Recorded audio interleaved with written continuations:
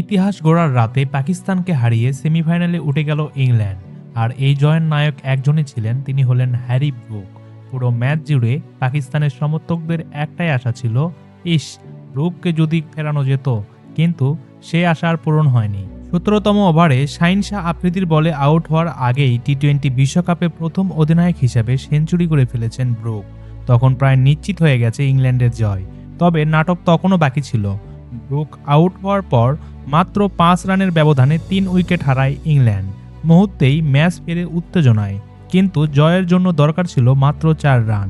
আর শেষ ওভারের প্রথম বলেই ৪ মেরে কাজ শেষ করেন জবরা আচার। এই জয় আসলে একাই এনে দিয়েছেন ব্রুক, কারণ স্কোর কার্ড বলছে তাকে ছাড়া আর মাত্র ২ জন ব্যাটসম্যান ২ অঙ্ক ছুঁয়েছেন।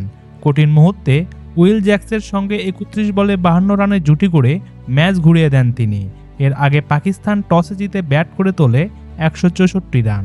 সাহিবজাদা ফারহানের ৬৩ রানের দারুণ ইনিংস ছাড়া বাকিরা ছিলেন সবাই ব্যর্থ। আর ইংল্যান্ডের হয়ে লিয়াম ডনসনের ৩ উইকেট ছিল ম্যাচের টার্নিং পয়েন্ট। ৫ বল আর ২ উইকেটে হাতে রেখে জয়। এবারে টি-20 বিশ্বকাপের প্রথম দল হিসেবে সেমিফাইনালে গেল ইংল্যান্ড। হ্যারি ব্রুকের এই ইনিংস কি বিশ্বকাপের ইতিহাসে সেরা অধিনায়কের ইনিংসগুলোর মধ্যে একটি? আপনাদের মতামত কি? অবশ্যই ভিডিওর নিচে কমেন্ট করে জানাবেন। আর বিশ্বকাপের সকল খেলাধুলার খবর জানতে অবশ্যই আমাদের চ্যানেলটি সাবস্ক্রাইব করে রাখবেন।